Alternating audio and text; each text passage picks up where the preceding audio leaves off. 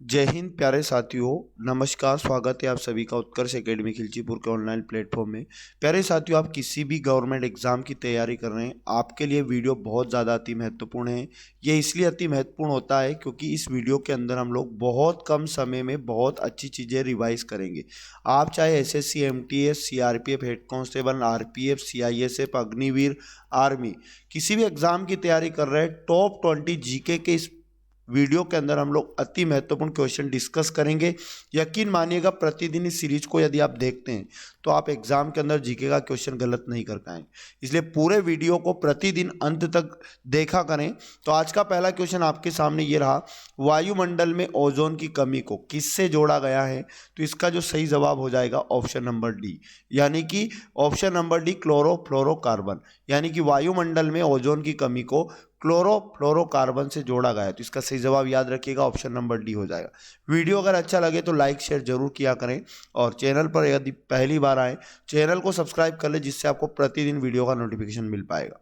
अगले क्वेश्चन की अगर हम बात करें, 2 नंबर, मकर संक्रांति के त्योहार को भारत के किस हिस्से में उत्तरायण के रूप में जाना जाता है? तो इसका जो सही जवाब हो जाएगा option number A right answer हो जाएगा, यानी गुजरात। यानी गुजरात याद रखना, गुजरात राज्य के जो गुजरात राज्य हैं, याद रखना, मकर संक्रांति त्योहार को भारत के गुजरात राज्य में उत्तरायण के रूप में जाना जाता है। तो ए इससे आपको याद रखना है। अब आप अति महत्वपूर्ण जानकारी समझिएगा।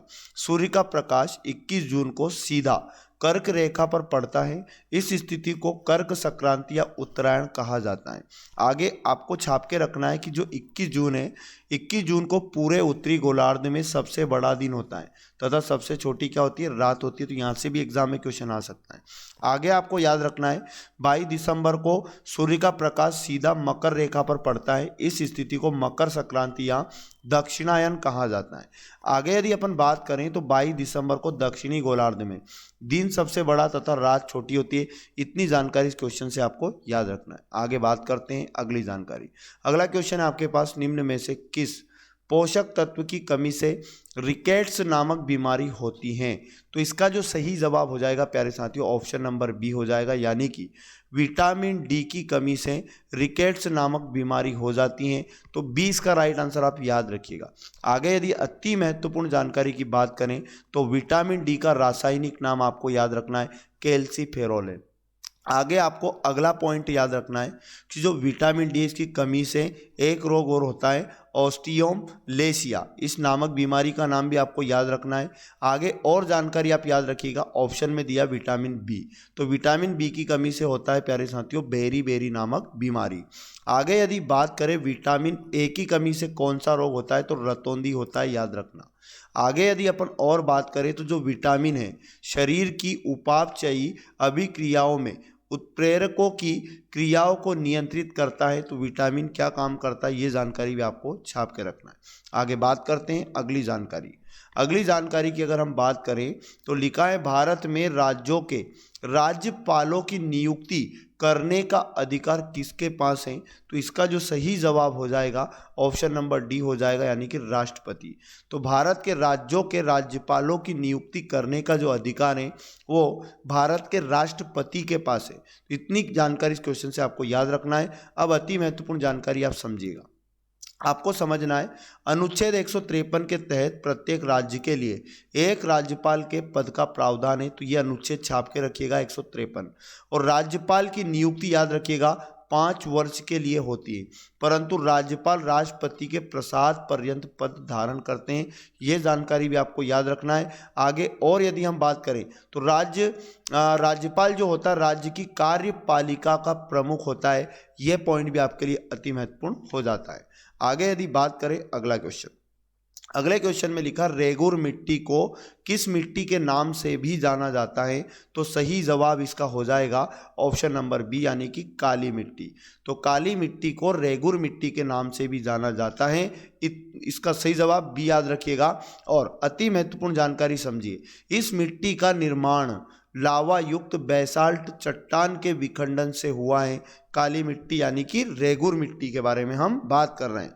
आगे अगर बात करें, इस मिट्टी की जल धारणा क्षमता सर्वाधिक होती है, तो एग्जाम में पूछ लेता है किस मिट्टी की जल धारण क्षमता सर्वाधिक होती है, तो रेगुर या काली मिट्टी बताइएगा। आगे आपको छाप के रखना है, मिट्टी या मृदा का अध्ययन पेडोलॉजी कहलाता है। ये अति महत्वपूर्ण पॉइंट आपके लिए हो जाता है।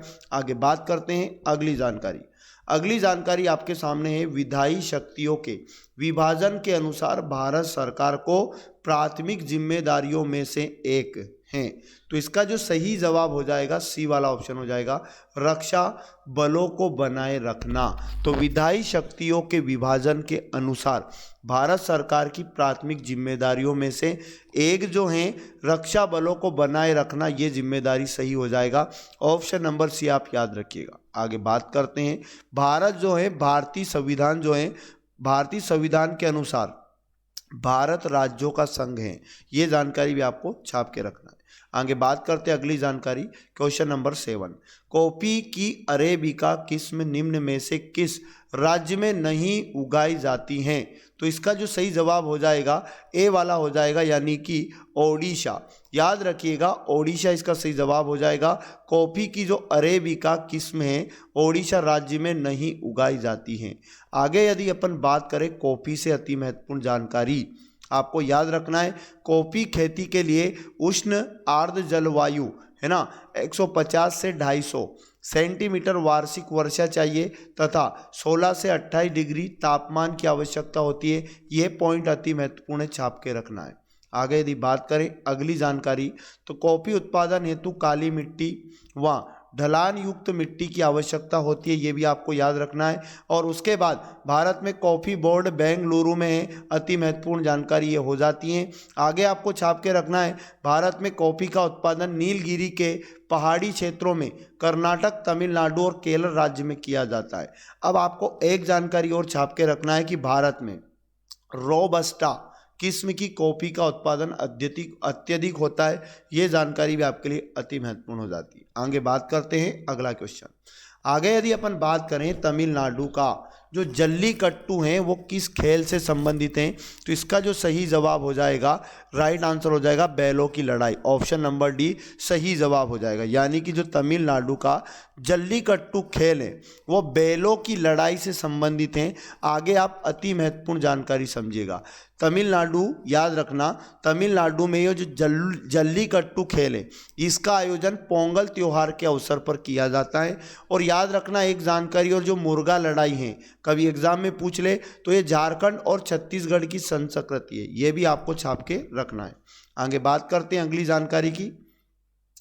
अगला क्वेश्चन है, सिंधु घाटी सभ्यता की डांसिंग गर्ल की मूर्ति है ना किससे ढाली गई थी? मतलब सिंधु घाटी सभ्यता से नृत्य करती हुई लड़की का एक यहाँ पर मूर्ति मिला था, तो ये किस धातु से ढाली गई थी? सही जवाब याद रखिएगा, कांस्य। ऑप्शन नंबर 20 का सही जवाब हो जाएगा। अब आप याद रखिएगा, सिंधु घाटी सभ्यता है ना की प्रमुख विशेषता उसकी नगर निर्माण योजना थी।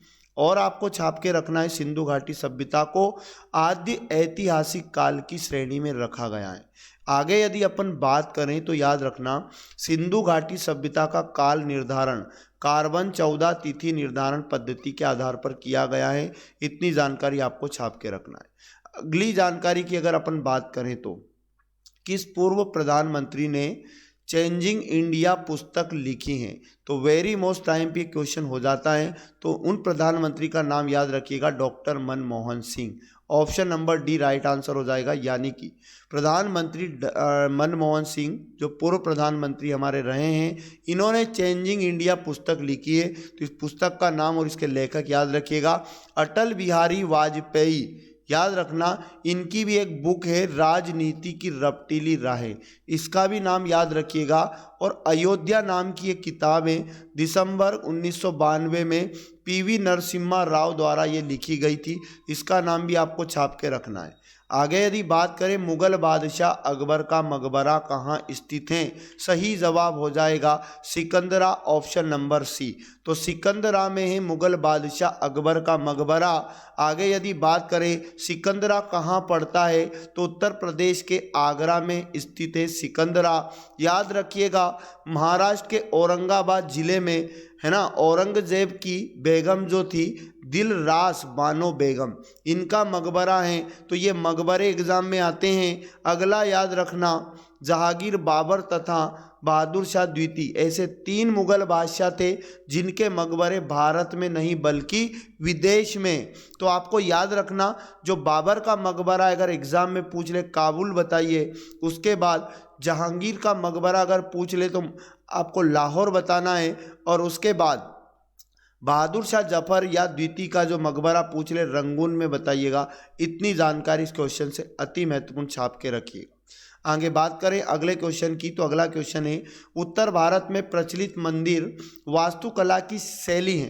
तो याद रखिएगा वो वास्तुकला की शैली ऑप्शन नंबर ए यानी नागर शैली। तो उत्तर भारत में जो प्रचलित मंदिर है वो वास्तुकला की नागर शैली है। इस क्वेश्चन का ऑप्शन नंबर ए सही जवाब हो जाएगा। आगे यदि बात करें 13 नंबर, भारत रत्न पुरस्कार प्राप्त करने वाले पहले खिलाड़ी, स्टार लगा लेना, सही जवाब हो जाएगा Sachin Tendulkar, option number C छाप के रखिएगा। सचिन तेंदुलकर पहले व्यक्ति हैं, खिलाड़ी हैं जो याद रखना जिनको भारत रत्न मिला। और सबसे कम उम्र के व्यक्ति भी यदि पूछ ले एग्जाम में सचिन तेंदुलकर बताइएगा। आगे अति महत्वपूर्ण जानकारी समझिए, सचिन तेंदुलकर को ये पुरस्कार 2014 में दिया गया और भारत रत्न भारत का सर्वोच्च नागरिक पुरस्कार है। और इस पुरस्कार की शुरुआत कब से हुई एग्जाम में पूछ ले 1954 बताइएगा। यहाँ पुरस्कार कला के क्षेत्र में, साहित्य, विज्ञान और समाज सेवा के क्षेत्र में उत्कृष्ट उपलब्धियों हेतु दिया जाता है। तो इतनी जानकारी इस प्रश्न से छाप लीजिए। आगे बात करते हैं अगला क्वेश्चन। अगला क्वेश्चन है निम्नलिखित में से किस नदी में भारत की प्रायद्वीपीय नदी प्रणाली में सबसे बड़ा जल संभर है, सही जवाब याद रखिएगा गोदावरी, ऑप्शन नंबर बी। तो गोदावरी नदी में भारत की प्रायद्वीपीय नदी प्रणाली में सबसे बड़ा जल संभर है। आगे अति महत्वपूर्ण जानकारी छापें आप, तो गोदावरी नदी को दक्षिणी गंगा या वृद्ध गंगा भी कहा जाता है। एग्जाम के लिए यह पॉइंट अति महत्वपूर्ण हो जाता है। और छाप के रखना गोदावरी की लंबाई 1465 किलोमीटर हो जाएगी। और उसके बाद यह दक्षिण भारत की सबसे लंबी नदी है। एग्जाम में पूछे गोदावरी बताइएगा। आगे अगर हम बात करें गोदावरी नदी का जो उद्गम हुआ है, याद रखना त्र्यंबक गांव नामक स्थान से निकलती हैं जो नासिक महाराष्ट्र में पड़ता है। और अति महत्वपूर्ण जानकारी छापना कावेरी नदी को दक्षिण की गंगा कहा जाता है। तो इतनी जानकारी आप छाप के रखें। आगे यदि बात करें नेक्स्ट जानकारी की, तो अति महत्वपूर्ण है नवंबर 2022 के ICC player of the month पुरुष वर्ग में किसे दिया गया, तो ये अवार्ड दिया गया था जो जॉस बटलर, इनका नाम याद रखिएगा, ऑप्शन नंबर बी बिल्कुल राइट आंसर हो जाएगा। आगे यदि बात करें अगला क्वेश्चन, दूध में निम्नलिखित में से कौन सा अम्ल पाया जाता है। अम्ल आपके लिए अति महत्वपूर्ण हो जाता है। तो दूध में याद रखना दूध में लैक्टिक अम्ल पाया जाता है, ऑप्शन नंबर बी सही जवाब हो जाएगा।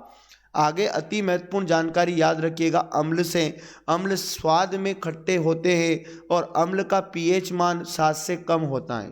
उसके बाद यदि बात करें अम्ल जो होता है नीले लिटमस पेपर को लाल कर देता है, ये जानकारी भी अति महत्वपूर्ण हो जाती है। आगे यदि बात करें नेक्स्ट जानकारी, तो निम्नलिखित में से कौन सा भारत का शास्त्रीय नृत्य नहीं है, तो सही जवाब हो जाएगा बी वाला यानी भांगड़ा।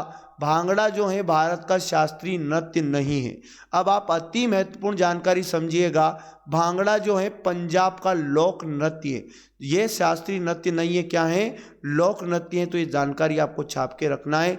आगे समझो आप, वैसे नृत्य जिनका उल्लेख शास्त्रों में या धार्मिक ग्रंथों में मिलता है उन्हें शास्त्रीय नृत्य कहते हैं, है ना। तो इतनी जानकारी याद रखिएगा। भरतनाट्यम तमिलनाडु का शास्त्रीय नृत्य है, इम्पोर्टेंट शास्त्रीय नृत्य आपको छाप के रखना है। कुचिपुड़ी आंध्र प्रदेश का शास्त्रीय नृत्य है और कथकली याद रखना तथा मोहिनी अट्टम केरल का शास्त्रीय नृत्य है, आगे छाप के रखिए ओडिसी ओडिशा का शास्त्रीय नृत्य है। मणिपुरी पूछ ले, मणिपुर का शास्त्रीय नृत्य है। कथक यदि पूछ ले तो उत्तर प्रदेश का शास्त्रीय नृत्य है। और उसके बाद याद रखना सत्रिया असम का शास्त्रीय नृत्य। इतनी जानकारी आप छाप के रखिएगा। आगे बात करें अगली जानकारी, निम्नलिखित में से किस मात्रा के लिए इकाई ms² का उपयोग किया जाता है? तो सही जवाब याद रखिएगा ऑप्शन नंबर डी हो जाएगा, यानी त्वरण।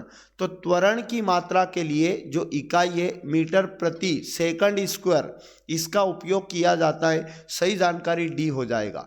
19वें क्वेश्चन की यदि बात करें राज्यसभा के बारे में, निम्नलिखित में से कौन सा कथन सही नहीं है? तो सही नहीं है वो कथन बताना है राज्यसभा के बारे में।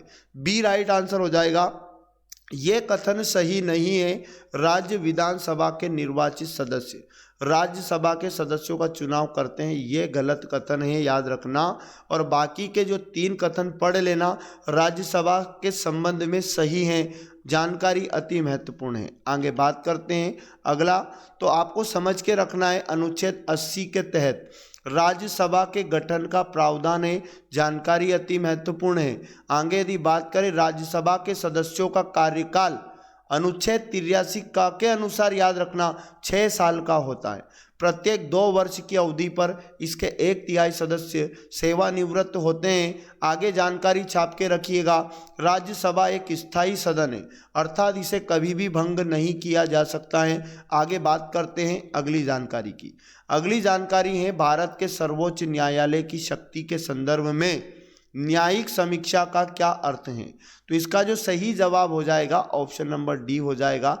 यह संसद द्वारा पारित किसी भी कानून की संवैधानिकता की जांच, यानी ऑप्शन नंबर डी आपको छाप के रखना है। तो ये थे 20 अति महत्वपूर्ण क्वेश्चन। प्यारे साथियों, वीडियो अच्छा लगता है तो वीडियो को लाइक किया करें और सभी साथियों को ये वीडियो पहुंचाने में मदद ज़रूर करें। और मिलेंगे नेक्स्ट सेशन में। चैनल पर यदि पहली बार आए तो चैनल को सब्सक्राइब कर लें। जय हिंद, जय भारत, भारत माता की जय।